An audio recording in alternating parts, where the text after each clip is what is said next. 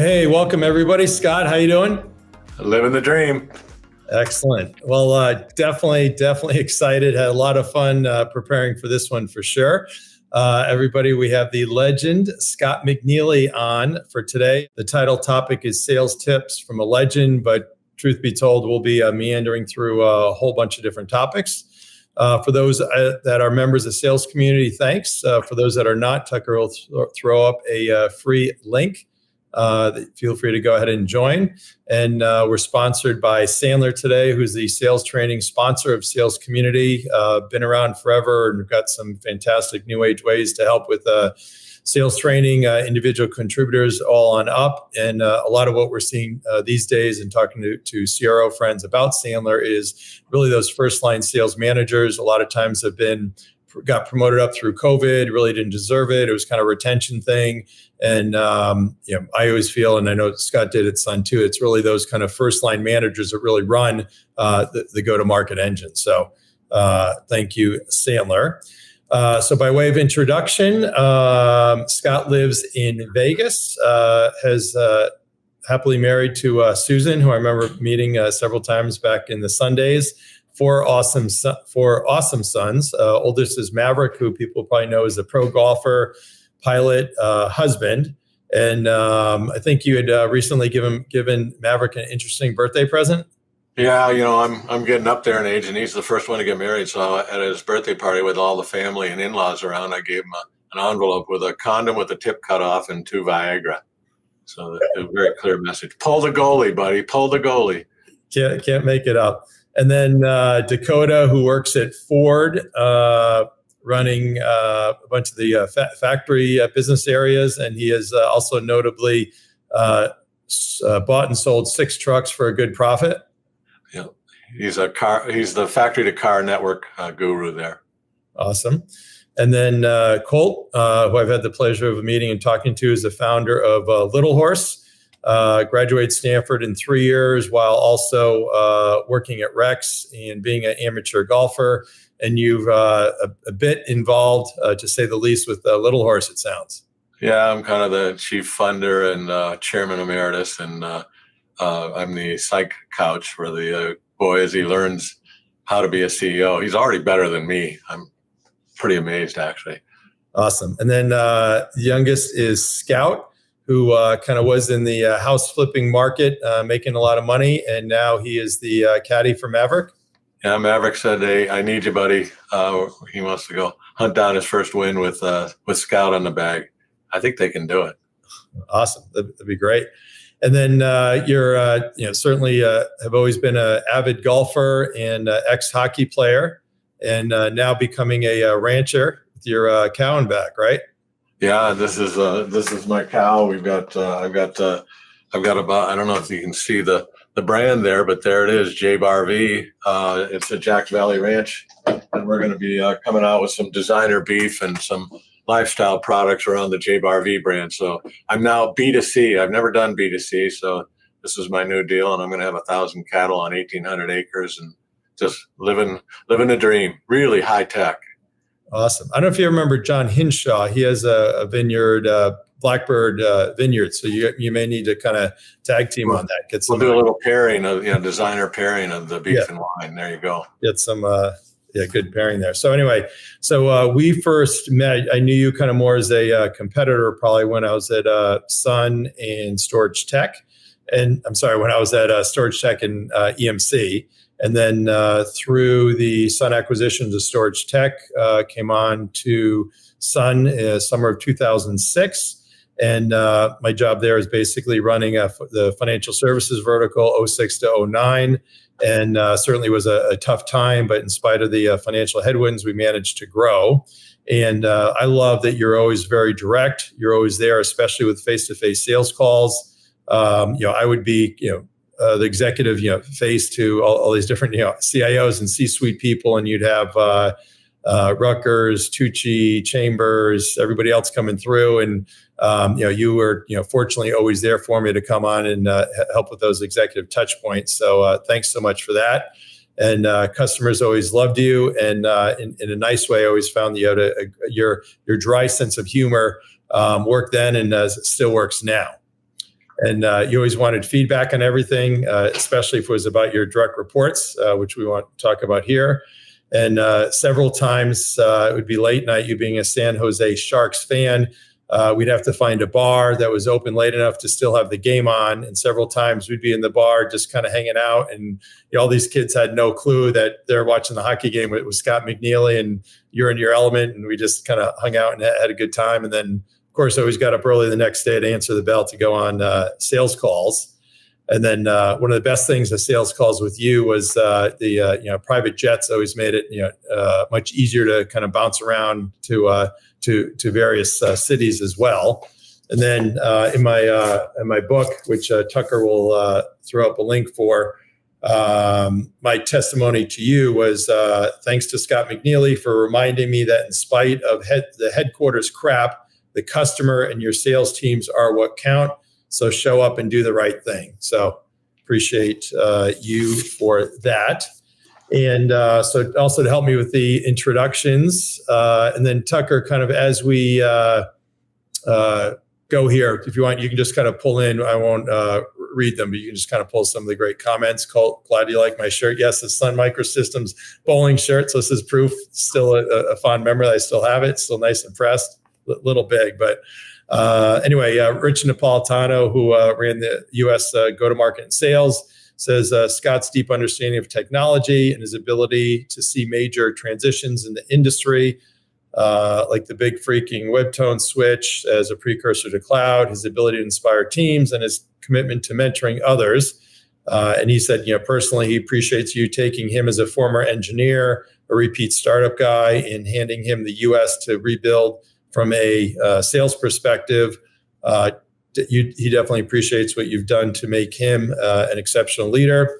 Greg and there's a lot more everybody said. I'm just kind of picking and choosing here. But Greg Papadopoulos, who CTO and ran R&D, is a partner now at NEA, said more than any other CEO in the Valley, Scott deeply understood that sustained innovation wasn't top down. It bubbled up from the creativity of individual engineers, marketers, and everyone in the field. Sun was a singular culture in this way, and everybody misses it.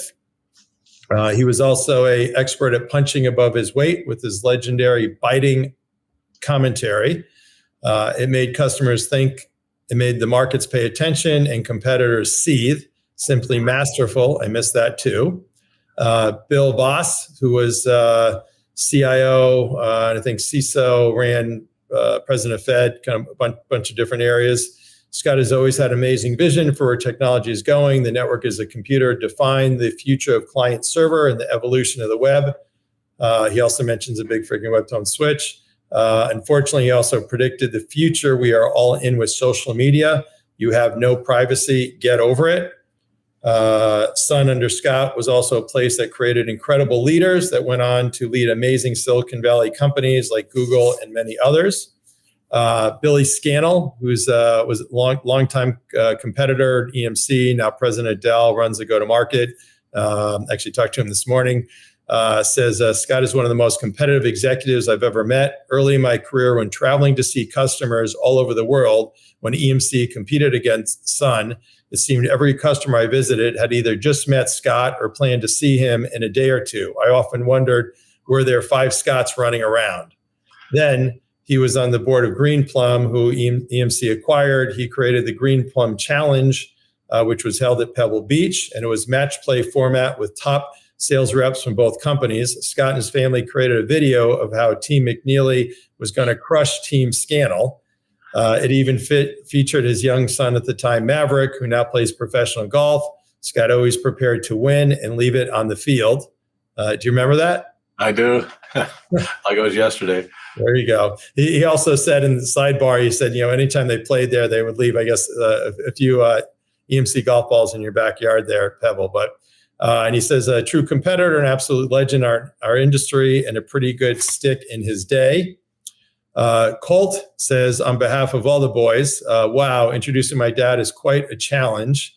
But what people don't know about him is that even though he was in charge of the company that brought amazing technology and innovations to the world, he was an even better dad. So, I mean, you can't get better than that. So anyway, I will send these to you so you can put them up on the fridge and you can show Susan and anybody that comes by. That's So, awesome. awesome there. So jumping into the questions. So you went to school in Boston across the river from BC. I couldn't get into BC, so I went to Harvard. There you go. We're not allowed to say the name, but interesting summer job that you had was washing cars and other odds and ends for Roger Penske. Yeah, he's one of my great idols. Maybe Jack Welch being another one. Ken Oshman. I had a chance to see a lot of really great CEOs.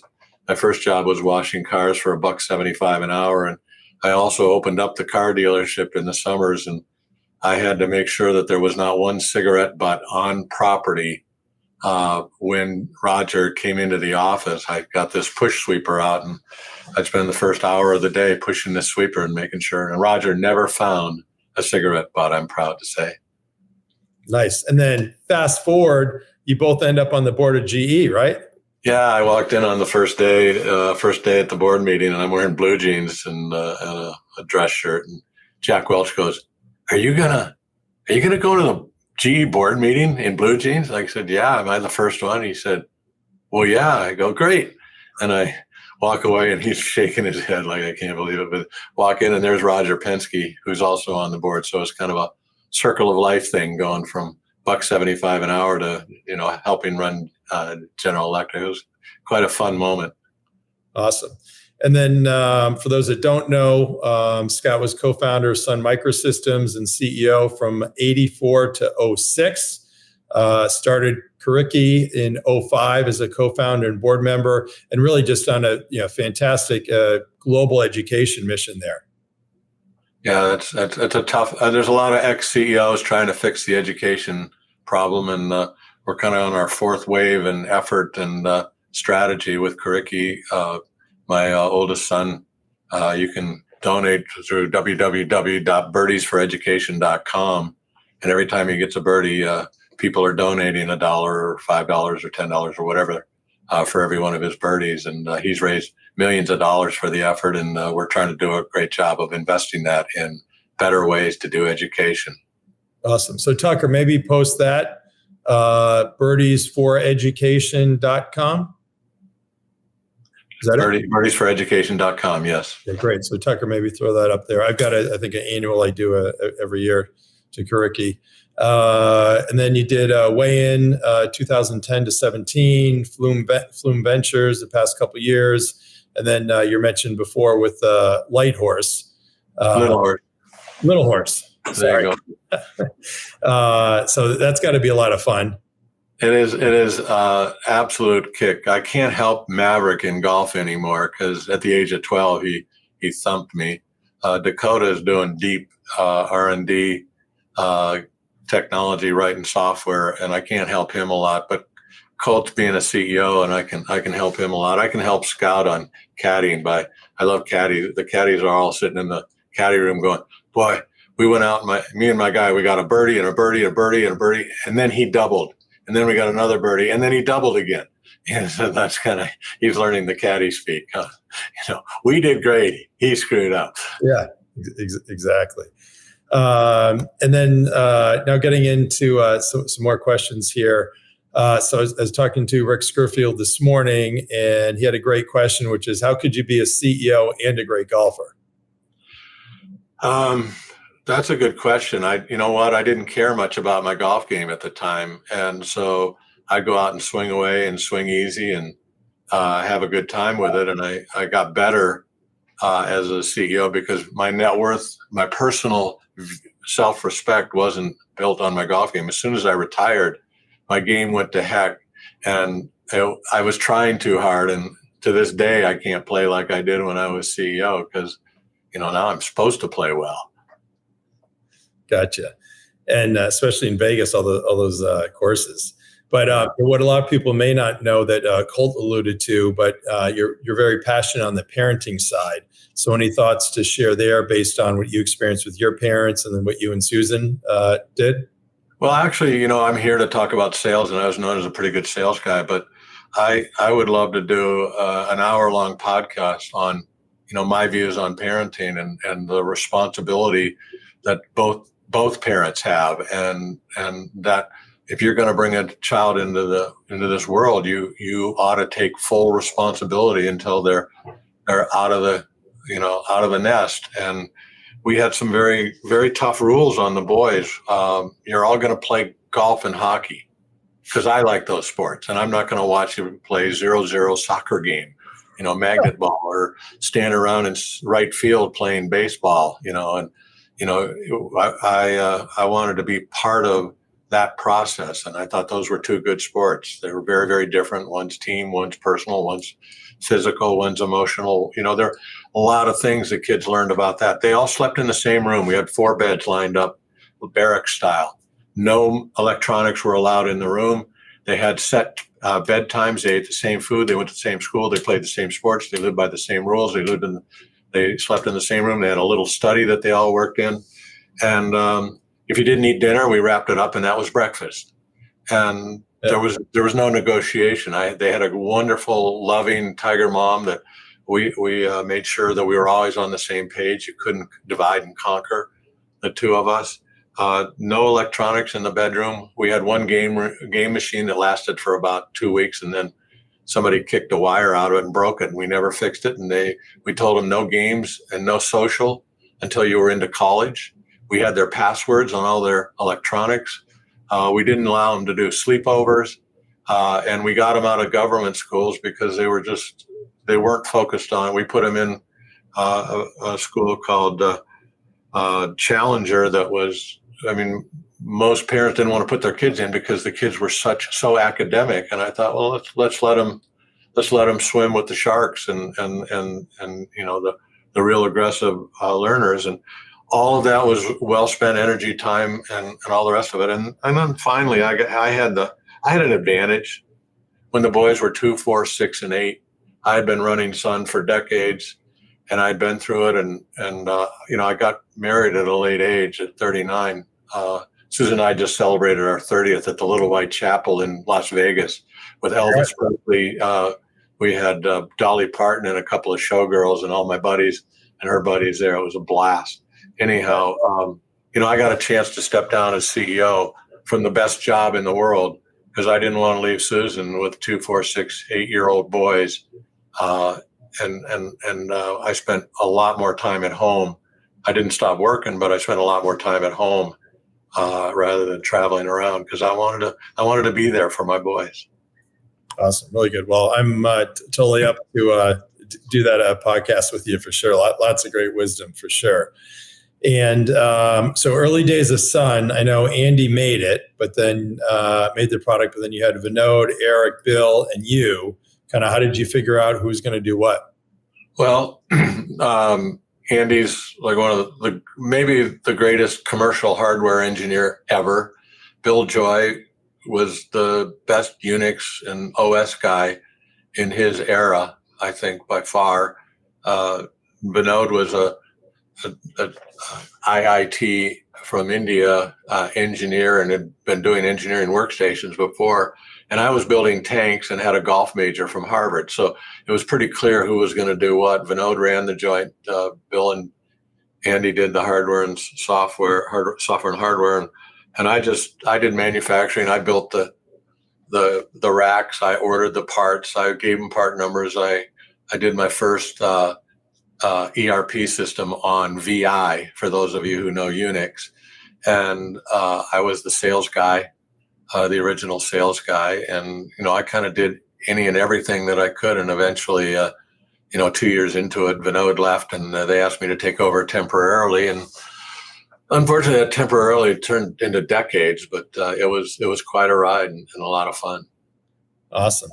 And by chance, I was at a Stanford kind of MBA program probably 20 years ago, and we had a case study on Sun Microsystems, and Vinod came in and told us a computer vision story. Can you briefly? So there was Autotrol, computer vision, Mentor Graphics, or whatever. There were about 4 major CAD companies at the time, and Apollo had locked up 3 of them, and we were bidding against them at Computer Vision, who was the largest. And if computer vision went to Apollo would have had 95% of the market, and Sun is gone. I mean, there's just nowhere to sell engineering workstations if 95% of the market is with your competitor. And so we had to win it, and we were doing everything we could to win it. And we were sitting in Vinod's office at about 2:30, 3 o'clock. Phone rings. Vinod picks it up, and Vinod's not a very light complexion guy, but he said, yeah. And then he went absolutely pale white, and he hung up. And I said, what happened? He said, that was computer vision. They called and they said, we have decided to go a different direction. We're not going to go with you. We're all done. We do not want to communicate with you at all anymore. Click.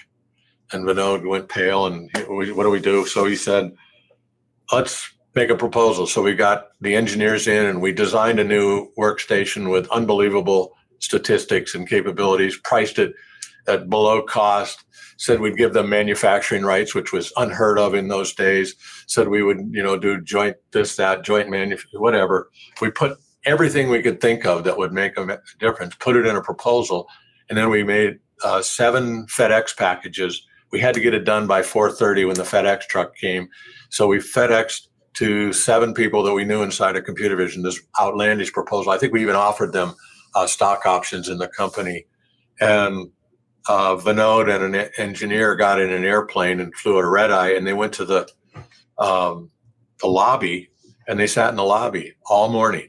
And they were, calling people saying, did you get it? Nobody would want to talk to them. Nobody. And finally at lunchtime, somebody came down and said, get out of here before people walk through the lobby at lunch.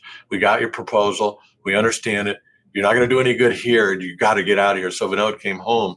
And then about 3 days later on a Thursday, we got a phone call, and they said, meet us at Chicago O'Hare Saturday morning.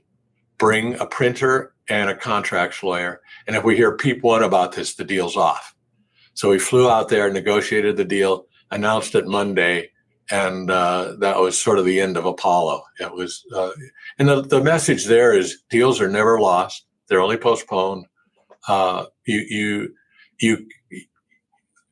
can never get arrogant and tough when you think you have the deal until you have it signed. It ain't signed till it's signed, and you can change the course of history in some pretty interesting ways. By just I give Vinod huge credit for being the guy who said we're just not going to lose this. And my reaction was, if we lost that deal, we lose everything anyhow. So throw in the kitchen sink, throw in source code, throw in manufacturing rates, throw in some equity. What do you got to lose? Nothing at that stage. So the Hail Mary did work in that case. Awesome. Never give up. And for those earlier in career. Maybe inappropriate these days, but certainly, a lot to be said for, showing up, waiting, seeing people. And I think to a certain degree, people really admire what I'd say would be, kind of polite aggressiveness, because if you're going to do that with them, they know that you're going to be there 7/24 if the shit hits a fan or they need help or issues going on. So here's the lost art today with the young kids who've been learning on blue screen, self-paced on-demand learning. Sales is a contact sport. You've got to be there. You can't Zoom your way to B2B success. You might be able to do B2C success on the screen and Zooming and all the rest of it, but B2B, you better be there. You better take them to lunch. You don't have to buy a fancy lunch, but you got to be there. They got to see you. I went to Japan 15 times where I sat there, and I remember sitting down with a Fujitsu executive team the first time, and there's all the board, the CEO, and they just sat there and they grunted, and they just looked at me, and they were waiting to see if I was patient enough to let them talk first. And fortunately, I had good coaching and schooling, and I just sat there and politely bowed and all the rest. And after about 15 times and a bunch of dinners, I'll never forget when I got engaged to Susan, the CEO of Fujitsu. Said, what's new with you? I said, well, I just got engaged. And he leans back and he goes, I understand. You go from open systems to proprietary systems now. The whole place cracked up. And that's when I knew we were going to have a big, when they're finally cracking jokes and having fun with you, you're going to have a great relationship. And Fujitsu, I think, was our largest customer, along with maybe AT&T and Kodak and a couple of others. And You just got to go spend the time, and you got to accept the culture. You got to accept the management and personalities of the people you're working with, and compliment them. And you still got to be you, but you got to be they got to like you. They got to trust you to do these big deals. Absolutely. Know me, like me, trust me. Absolutely. And it was also great about the Vinod story. It wasn't just the rep, hey, and then the leadership's going to call in. Vinod was there with that. And how many times these days, I see it where, hey, the rep's there, and okay, well, where's the leadership? Where's anybody from management or reps coming to me? Hey, Randy, can you help? I'm like, where the hell's your leadership? Well, they can't really get here. They don't want to, they're busy, or they got a QBR. I'm like, you got to be freaking kidding me, right? What's more important than leadership also showing up to show that support to help the sales team? Exactly. And what Sun did aggressively was we had, I think, 2 tech support engineers for every sales rep.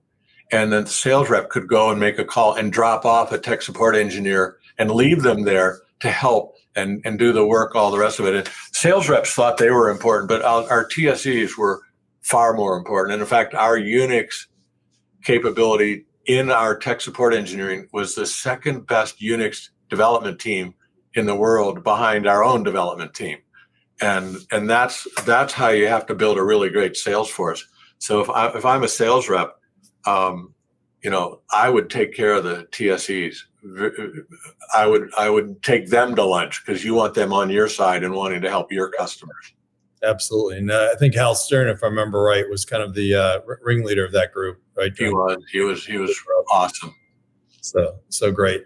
All right. And then for those that have chimed in, Tucker, if you want, feel free just to kind of pop them so that others can see. But thanks to John, Colt, Ruth Ann, Ryan, who just went from, I think it was LinkedIn to Indeed to now, I think, Salesforce, Ryan, and Dimitri and Helen, John, Dimitri again. So, and if anybody wants, feel free to ask a question. We have Tucker behind the scenes, as always, helping us. So thank you, Tucker. So Sun spun a lot of unicorn CEOs, a lot of great leaders. Any tips for how you develop people? Yeah, it was just survival, because I didn't want to be CEO. I never did. My dad was vice chairman of American Motors, president of AMF, and ran an ad agency, and I never saw him, and I didn't want to do that with my boys. So I never wanted to be CEO. I always wanted to be number 2. I talked Vinod into being CEO when we started the company. But two years later, all of a sudden, I'm CEO. And I handed the board a resignation letter the day I took over. And I said, anytime you guys want me to step down, I will help you find a real leader. And there's a lot of stories about how that went. But I spent my whole time trying to develop my replacement.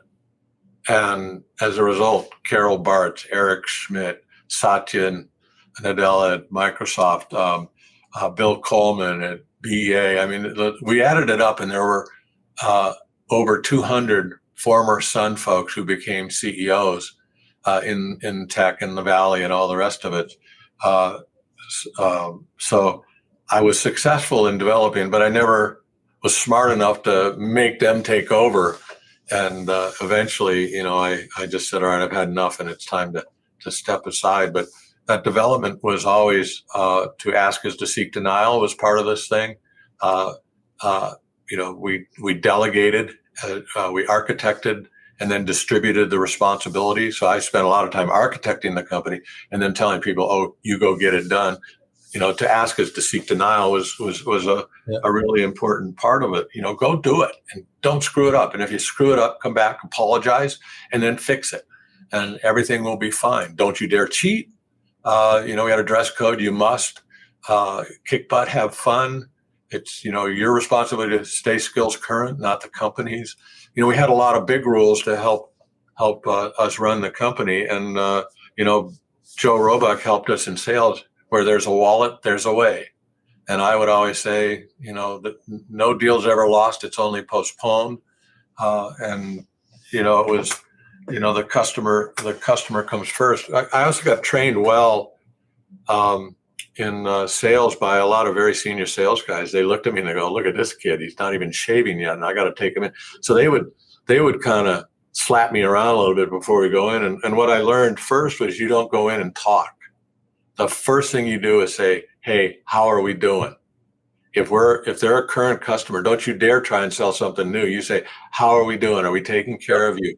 Is everything okay? The last thing you want to do is step on the landmine without letting them explain to you where the landmines are. And then you say, all right, we're going to get those fixed. And then, I would do that. And the thing I would say always out the door, and I probably did that to you more than once, I would say to the customer, thanks for your time. I appreciate it. If Randy isn't getting it done, here's my phone number. You call me the second he's not getting what you need done.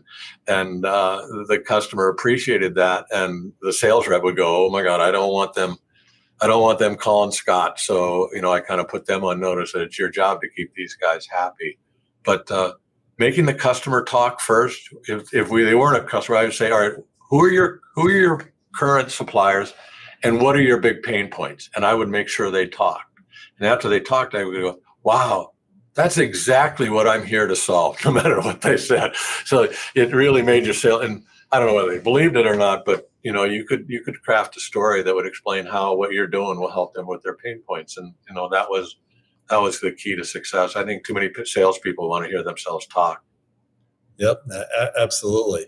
And then when you're kind of hiring top talent, any traits in particular that you look for? I really hired really great sales managers who didn't mind letting people go who didn't fit the culture. And I think that's the hardest part. I know, with Colt, he's sort of like me.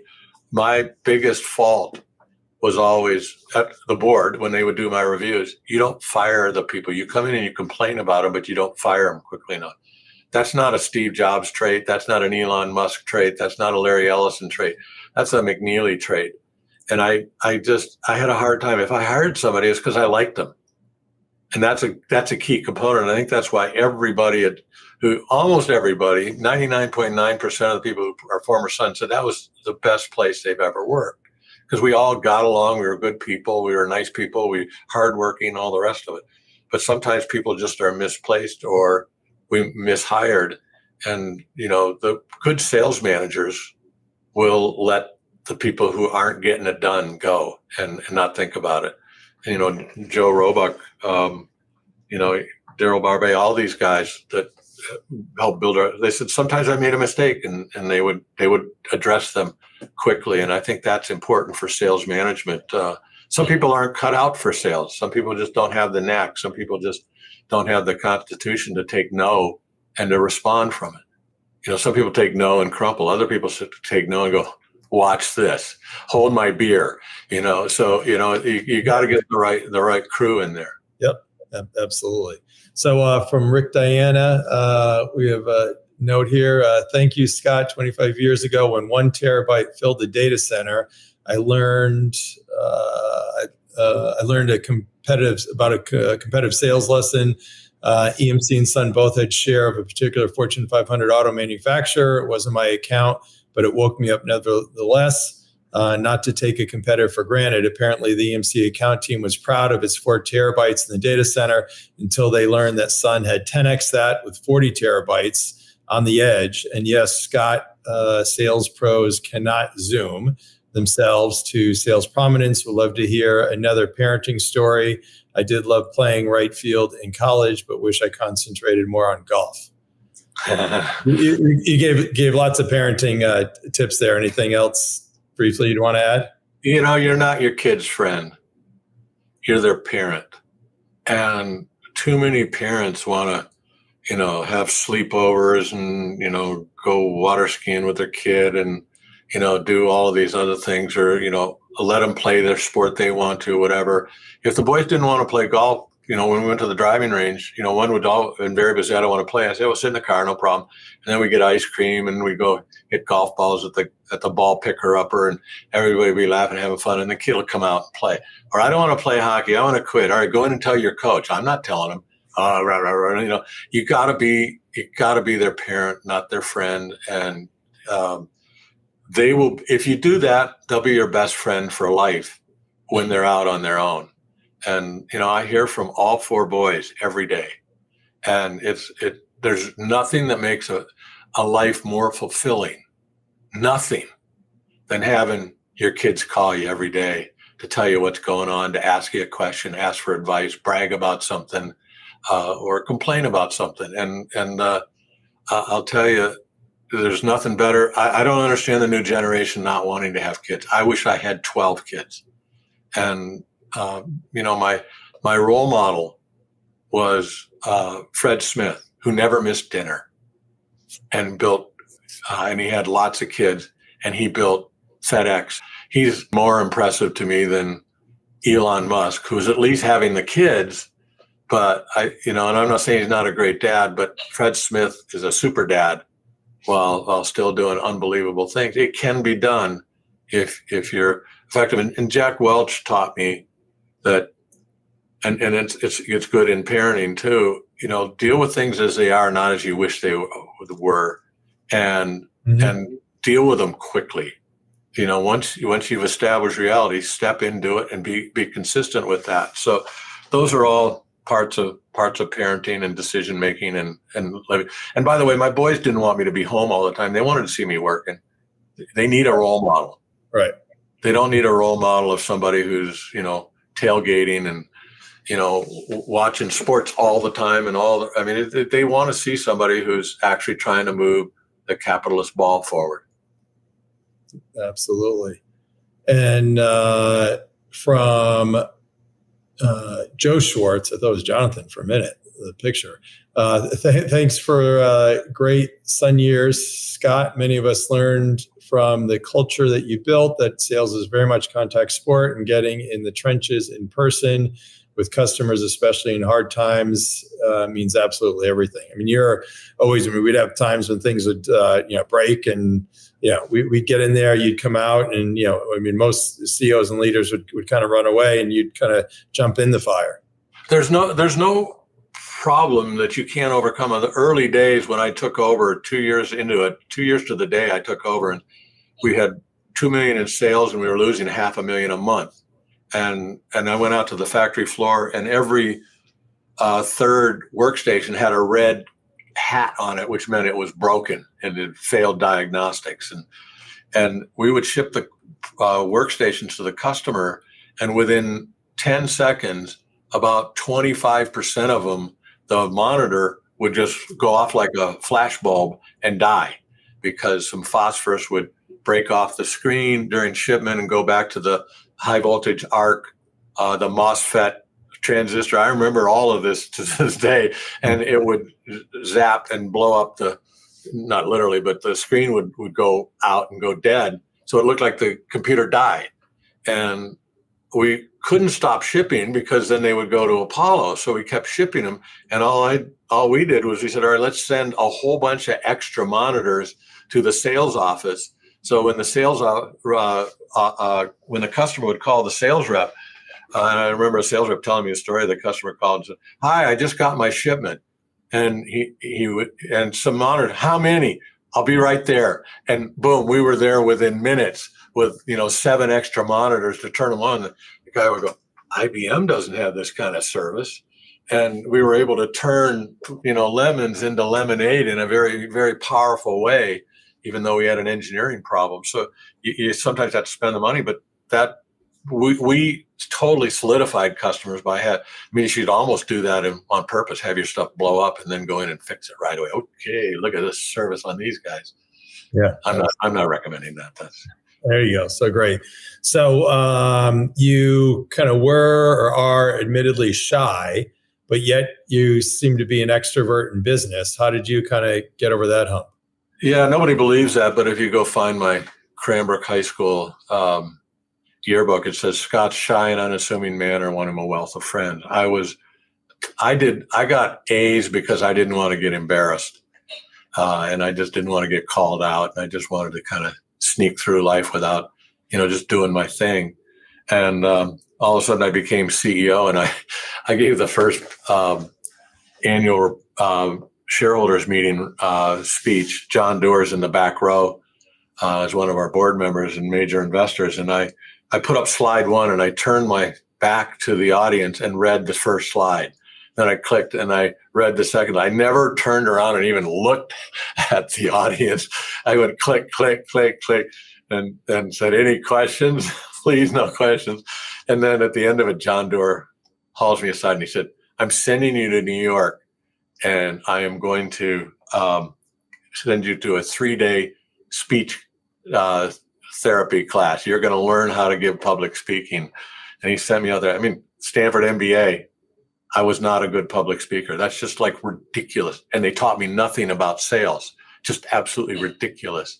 So anyhow, that taught me that I'm just going to have to be an extrovert. And if I'm going to be on stage, and I can remember the first 2-3 years I gave speeches, I would have to wear a jacket because I was sweating under my arms, and nervous about speeches, and I would be nervous the night before. And pretty soon, after a while, I got into it where the only thing I'd prepare for was my top 10 list, top 10 reasons Bill Gates is a monopolist, or the top 10 signs you're, whatever. I would always come up with some and have the place laughing and being a wise guy. And then I'd tell my stories, and I learned to have slides that had one word or just a picture up. And then I'd tell stories, and I was a storyteller up there. And then I learned, I'm going to walk into a customer and I'm going to look them in the eye, shake their hand, and forget their name immediately. I still do that. But, it's just, I learned if I'm going to represent, we had 235,000 employees roll through Sun Microsystems. If I was going to represent them, I couldn't be a hermit. And we couldn't advertise. We couldn't advertise out-advertise IBM, DEC, Hewlett Packard, Intel, Microsoft, all these other companies. I had to get the press.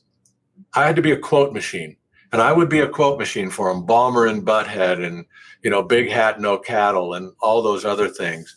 I used to be Big Hat, No Cattle. Now I'm Big Hat, Lots of Cattle with the ranch I just bought. But I digress. But I learned to use the power of the press, and I would say to the reporter after every talk, I said, I gave you a lot of good content.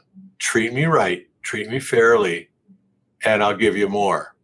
But even still, it was Scott, what was the word they always used for me? I can't remember now, the outrageous, controversial, whatever. They would always have some adjective about me. Brash, that was the one. Scott, the brash CEO of Sun Microsystems. I'm not brash. Actually, if you come to dinner with me, I'll be kind of quiet. But I learned that I had to have a persona that cut through, and we didn't have the advertising dollars, so I got a lot of free advertising. Lots of free PR there for sure. As Greg Papadopoulos mentioned, I think he called it the biting commentary. So how about the Marriott meeting story? Yeah, so this is the sales persona and that I learned. One of my first jobs before I even went back to business school is I sold plastic for Rockwell International. So I knew what it was like and how hard it was, and how it could be a problem. So we wanted to reward the sales guys. We wanted to motivate them, and Sales Club was a thing. This was an 80s thing, and it's too bad that it's gone, because there was nothing harmful about it. There was nothing toxic about it, and there was nothing, exclusionary about it. But it was outrageous, and people drank. But anyhow, we rented the Marriott Desert Springs one year. We rented the whole thing. There were about 3,000 rooms, and sales reps were allowed to bring their significant other. I brought my mom most of the time, and because I was single through all those years, and Joe Roebuck would have a theatrical play, and he always had to be the center of attention, and people loved it and laughed about it and all the rest of it. And they would do things, have fun. And I tended to stay away because I wanted to have fun, and I didn't want them to think the boss was watching or whatever. They were there with their signature. So I was checking out after 3 days, and at I could see the light flashing on the checkout screen of the gal, and she goes, "Are you Scott McNealy, Sun Microsystems, CEO?" I go, yeah. She goes, "Don't move." And she says, "I'm getting my manager." So she ran and got her manager, and she came around the thing, and she got toe to toe. And she goes, "You Scott McNealy, Sun Microsystems, CEO." The manager wasn't going to thank you for your business. No, she wasn't. She said, "I don't ever want your company back at my hotel again. And that's when I knew we were going to make our numbers the next year. And I tried not to laugh. I said, well, what seems to be the problem? And I'm trying to be, serious. And she says, well, your place, it was out of control. Everybody was drunk. They were up all night. They were loud and screaming. We had a couple other guests who weren't here, and they were all complaining, all the noise. And then you gave out all those neon necklaces and they're all up in the trees. It all looks like Christmas everywhere, and it's littered everywhere. It's just amazing. And then you had that, what was it called? The Knights and King Arthur kind of dinner, and where you eat with your hands. She said there were at least 45 Cornish game hens in the air at any single moment in time. There's just this absolute food fight. And I'm just like, oh, I wish I'd been there. And she said, what the final straw that broke the camel's back was when your team pushed the live camel into the pool. And at that point, so I'm really sorry. We won't come back. But let me tell you, our sales meetings were absolutely epic. The spouses, the significant others would, on the flight home, would say, don't you come back into the house until you've qualified for club the next year. And that's one of the reasons the team, was so motivated and so focused and worked so hard to make our numbers, is they wanted to go to club. Plus they had a lot of other people that they know. And I made it very explicit. I said, you guys don't sell, we're laying off people in this company, and you have to know that. I would also go to the chip company and a chip team, and I would say, you don't get this chip on time, we're going to have to lay people off. I mean, I wasn't that direct with it, but I explained that there were a lot of your friends and compatriots are not going to fare well. Absolutely. And Ruth Ann chimes in on the sales culture. So kind of with the sales meetings, the directness, leading by example, you were very deliberate in really shaping that great sales culture. Absolutely. I mean, it doesn't happen automatically, and yet at the same time, you have to put constraints on, and you got to tell them, you sell what's on the price list, and if you're going to move off the price list, you better get management to agree to go do that. You can offer service and time, but don't make the company do something that it wasn't designed to go do unless. So it was always a balance. And Joe Roebuck was famous in the budgeting process for yelling, all right, if you're not going to do this, close Chicago. Let's just shut it down. No reason to have Chicago. And so, that became kind of a fun tagline during budgeting time. Well, I just close Chicago then. If we can't do that, just close Chicago. I did have Java hacked out of the budget while James Gosling was developing it at least 4 times, where my COO had cut it out of the budget and I had to go back and put it back in. So, again, it is sort of the boss's problems. I made the mistakes and I made the good decisions both, and I had to take responsible. I don't want to go into all the mistakes I made, but there were a lot. In retrospect, it's really amazing how screwed up I was, but we did better than most. There you go. That's great. So in conclusion here, Jack says, sorry, joined late. Did I miss the top 10 list? No, but he did. I should have done a top 10 list. I'll do that next time. Yeah, we can come back with that. But so you had lots of great sales tips that you shared. Anything else relative to sales wise? If you're talking to sales team today, and maybe I'll tell you the best thing we ever did for our sales team, and people can go back and search there were no scandals. There were no, issues of ethics at Sun. And that's the thing I'm most proud of, is that, we were a good company. We shared our technologies. We shared in the success of the company enormously. And it's why I'm a rancher instead of building a prepper thing in Hawaii right now. I didn't care to win the dollar race. I cared to win happy customers, fulfilled employees, and doing it in an ethical way that, I sort of wish a lot more of the leaders in all aspects and all institutions of America would take a little a little stronger focus on, Mhm. because I think we've lost the commonality of purpose and the commitment to the rule of law and ethics and personal responsibility in a horrible way. And so I hate to leave on a downer, but I'm very, very proud of the team and all 235,000 former employees that make, just including you, the best network of family that you could ever have. And like all of the people that are helping Colt with Little Horse, it's just so heartwarming for me. And it's to see the Sun employees cheering Maverick and Scout along on the sidelines. And everywhere I go, the old people still remember me. Yeah, so awesome. Well, you've been amazing for sure, and thank you so much. Coming up actually next week on Monday, we have Greg Brown, who's the CEO of Motorola Solutions. Now, I don't know if you remember, I remember a interesting Wall Street Journal quote that Ed Zander, who I think was Greg's predecessor, said that really wasn't too sales friendly. Do you remember? Yeah, it was on the cover. I don't think he meant it that way, but it came across that way. He said, "I love my job. It's a great job. I love Motorola. The only bad part of it is the customers."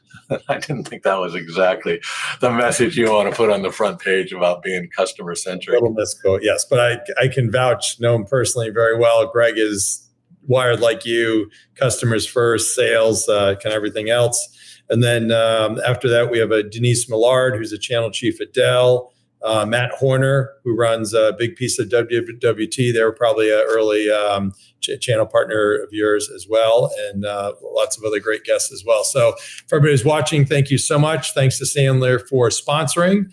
Again, for those that are members of Sales Community, thanks. For those that are not, you can go to salescommunity.com and join for free. Tucker, thanks for your help behind the scenes. And Scott, personal thanks for all you did for me and my family and my career and my life, and just leading by example always, professionally and personally. Thank you so much.